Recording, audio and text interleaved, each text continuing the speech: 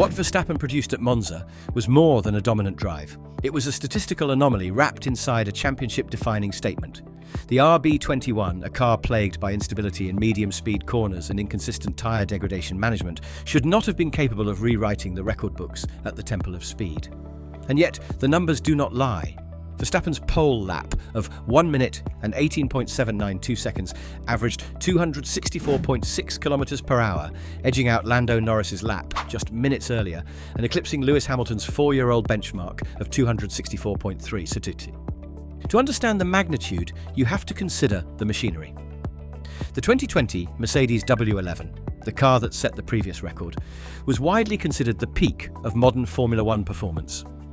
Outwash, aero freedom, dual-axis steering, and the highest downforce-to-drag ratio the sport had seen. The current regulations were designed specifically to rein in speeds like those. Narrower floors, ground effect restrictions, and DRS dependency should have locked those records away. And yet, Verstappen beat it. How? 3 ingredients.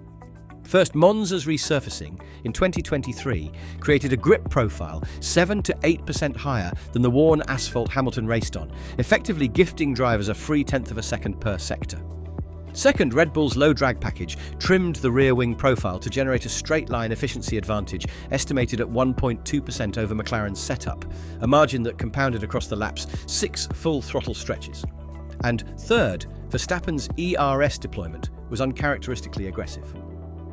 Telemetry showed maximum battery discharge between the Rettifilo and Rogier chicanes, a pattern that risked late-lap energy deficit, but gave him the Sector 1 punch to secure track position. What elevates this from a technical footnote to a championship tremor is context. Verstappen had not won in 9 races. McLaren had built a constructors' cushion of 43 points, and Red Bull's leadership looked fractured after Horner's departure. Yet in one lap, Verstappen reminded the paddock why records are not theoretical.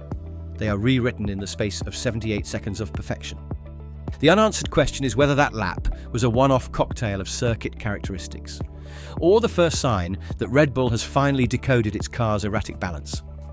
The answer lies not in Monza's speed traps, but in how Red Bull approached the weekend before a single wheel turned. Red Bull's Monza turnaround did not begin with Verstappen's right foot. It began with Laurent Mekies' left field questions. When the former Ferrari deputy took over as team principal, many saw him as a stopgap, a steady hand to calm turbulence after Christian Horner's departure. But inside Milton Keynes, engineers describe something different, a reset in philosophy. Where Horner often relied on big-picture motivation, Mikis arrived with an engineering scalpel.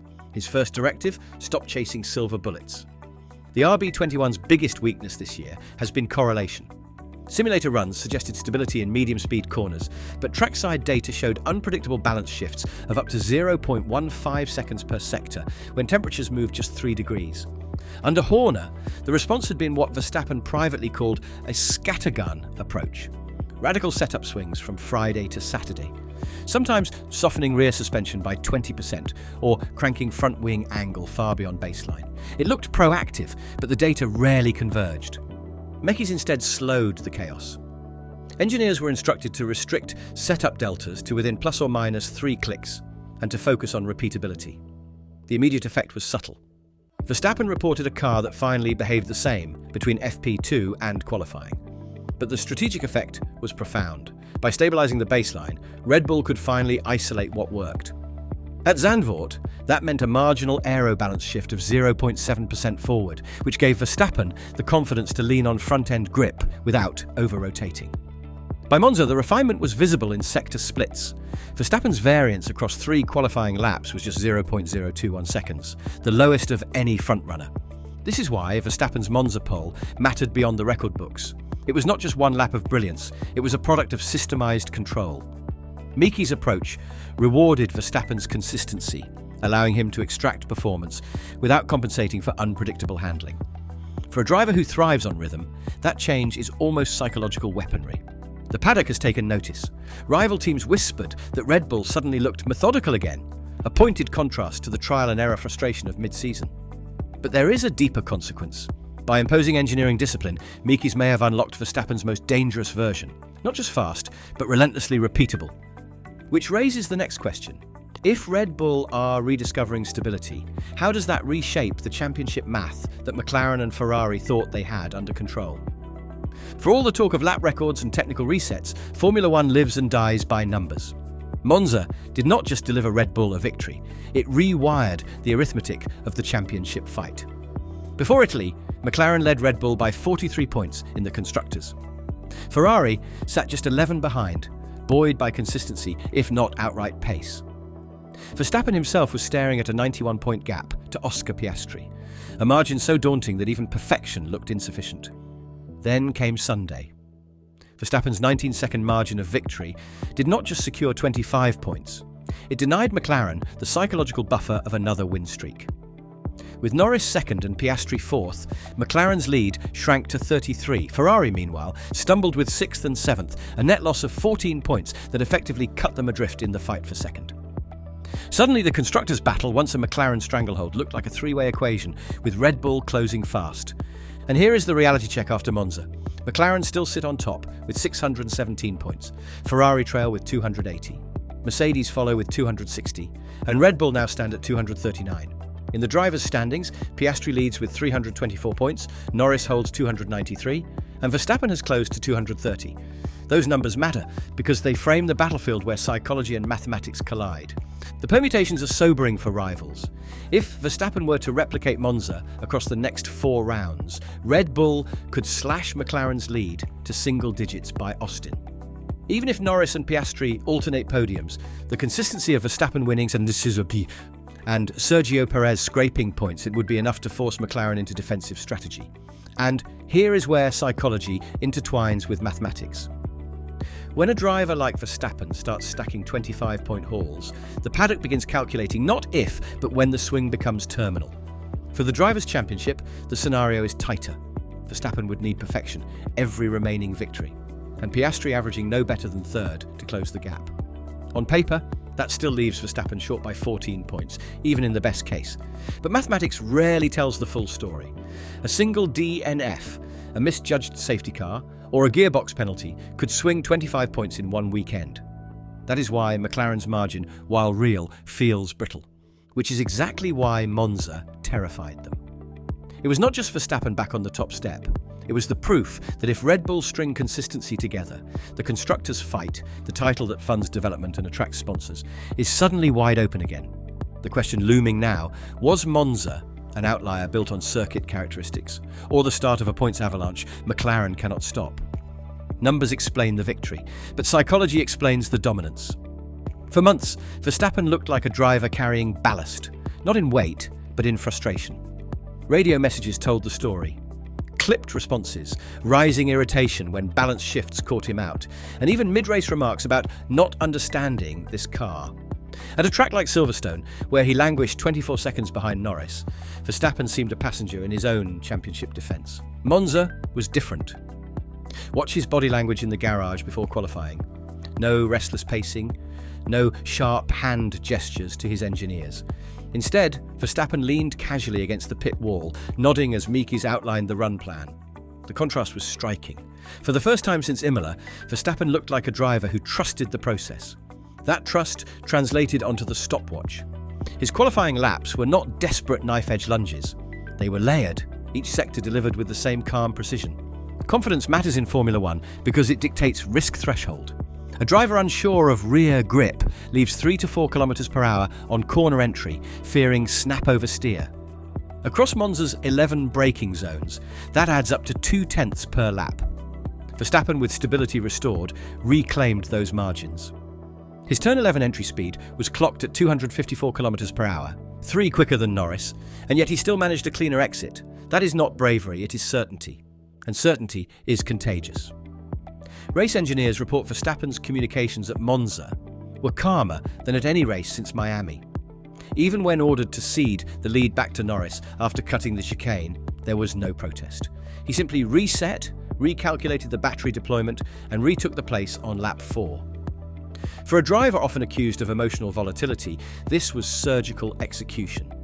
That is why Monza may be less about the lap record and more about the mindset reset. Verstappen does not need the fastest car to be dangerous. He needs belief that his inputs will deliver predictable outputs. Mekies has given him that. Which begs the paddock's more unnerving question. If Verstappen feels this settled again, how many weekends will it take before Red Bull's rivals start cracking under the psychological pressure? For McLaren, Monza was more than just a missed opportunity. It was a blueprint of how their dominance could unravel.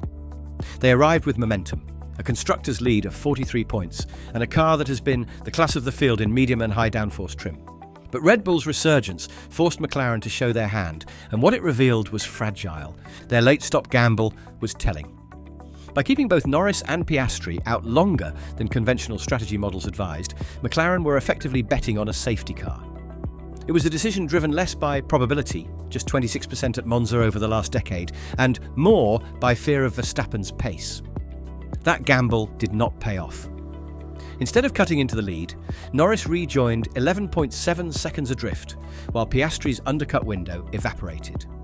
It was a rare moment where McLaren looked reactive rather than proactive, an inversion of the strategic sharpness that has defined their 2025 campaign. Then comes the intra-team tension. Norris has carried the bulk of McLaren's points, but Monza underlined a quiet truth. Piastri's consistency may matter more for the constructors. When Norris radioed frustration about tyre degradation, the team's energy shifted to nursing his race, leaving Piastri on a suboptimal offset. The result? Norris banked 18 points, Piastri 12, solid, but strategically lopsided. Across the season, that imbalance creates exactly the kind of opening Red Bull can exploit. Mathematically, McLaren still control their destiny. Even if Red Bull sweep the next 3 races, consistent double podiums would preserve McLaren's cushion into the America's leg. But controlling destiny and controlling narrative are different things. Verstappen's 19-second margin at Monza reframed the fight. It showed that McLaren need perfection to hold their lead, while Red Bull need only persistence to erode it. The psychological undertone is equally dangerous. Norris and Piastri now race not only against Verstappen, but against the creeping suspicion that one misstep, one poorly timed pit stop, one safety car on the wrong lap, could flip the season's momentum overnight. And in Formula One, defending a lead under pressure often proves harder than building it, which raises the critical tension for Ferrari. If McLaren are vulnerable, why did the Scuderia look so absent at their home race? Monza was supposed to be Ferrari's sanctuary. The one weekend where Tifosi passion could lift performance beyond the sum of its parts. Instead, the Scarlet cars looked anonymous. 6th and 7th at their home circuit was more than just a missed podium. It was a mirror reflecting Ferrari's uncomfortable reality. The SF25, once hyped as a stable all-rounder, was exposed by the very traits Monza rewards most: straight-line efficiency and high-speed stability. The raw data was brutal. Charles Leclerc's top speed through the speed trap clocked at 348 km per hour, 7 slower than Verstappen, 4 slower than Norris. In a circuit where 78% of the lap is full throttle, that delta is terminal. Compounding the problem, Ferrari's medium tyre degradation was the highest of the top 3 teams. Leclerc's lap times dropped by an average of 0.21 seconds per tour across his first stint, compared to 0.14 for Verstappen and 0.16 for Norris. Over 23 laps, that meant nearly 5 seconds bled away with no safety car to mask it. But numbers only tell half the story. The atmosphere inside the Ferrari garage told the rest. Cameras caught Leclerc shaking his head during the driver's parade, while Carlos Sainz cut a visibly frustrated figure in post-race debriefs. Sources in Maranello suggested tension over development priorities, Leclerc pushing for aerodynamic upgrades to claw back high-speed efficiency, while Sainz argued for mechanical stability to protect tyre life.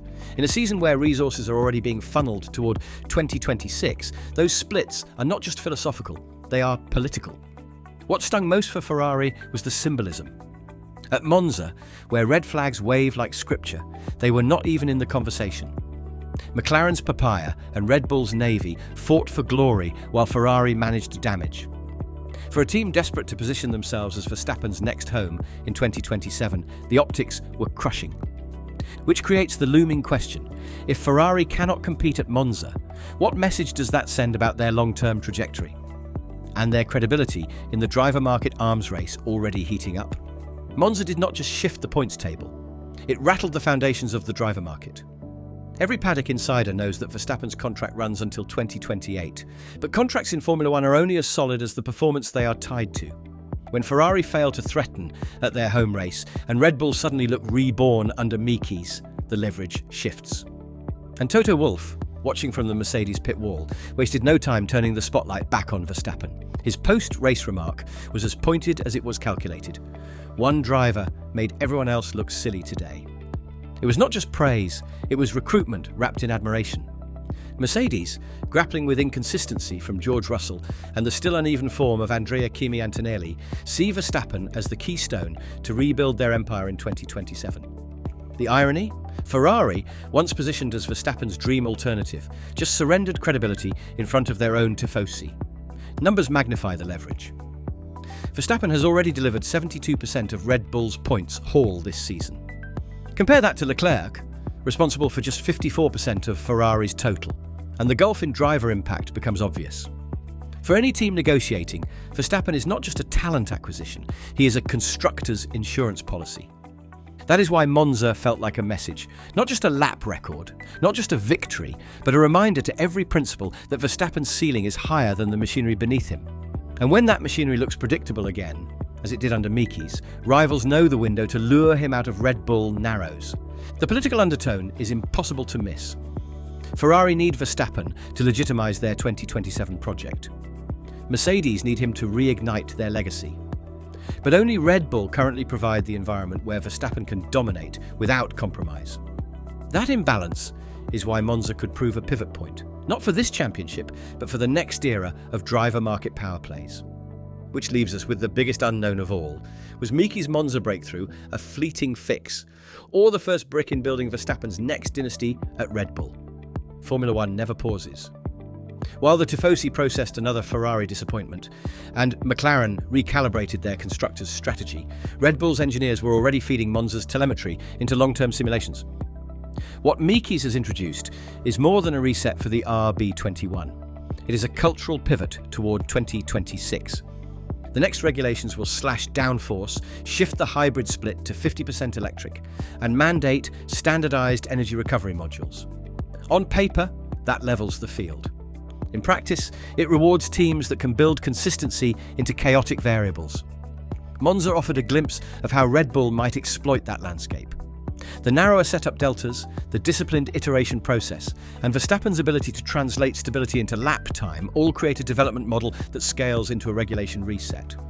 Consider this. Red Bull logged the lowest variance in tyre degradation across both stints at Monza, just 0.07 seconds per lap between Perez and Verstappen, despite different compound strategies. That consistency is gold for 2026, when unknowns around tyre load profiles will punish teams still prone to scattergun experimentation. McLaren may have peak pace now, but if Red Bull re-establish themselves as the benchmark for predictability, they enter the regulation change with the sharpest weapon: repeatability. The psychological message is equally potent. Rivals saw Verstappen deliver the fastest lap in modern hybrid history. And yet, inside Red Bull, the celebration was muted. No champagne spraying theatrics, just engineers huddled over data screens already mapping energy deployment models for circuits like Austin and Suzuka. That culture shift is Mekies' fingerprint. Horner thrived on narrative. Mekies thrives on process.